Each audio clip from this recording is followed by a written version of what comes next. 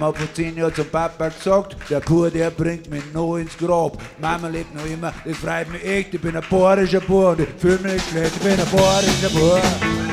Ich bin ein bayerischer Bub. Ich bin ein bayerischer Bub und ich fühl mich nicht schlecht.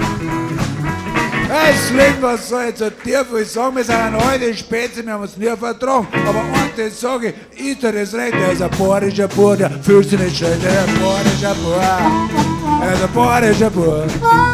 Er ist ein bayerischer Bub und er fühlt sich nicht schlecht.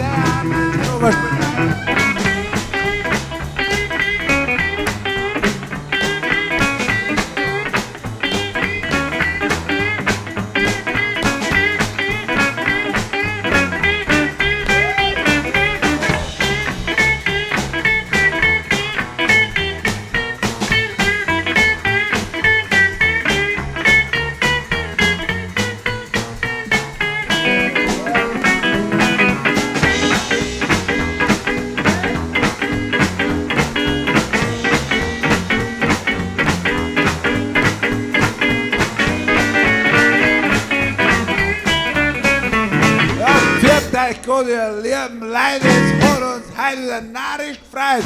Bleiben wir gesund und halten wir zusammen, damit wir den Schmarrn noch länger vertragen. Wir sind bayerische Bauern, wir sind bayerische Bauern, wir sind bayerische Bauern und wir fühlen uns nicht schlecht.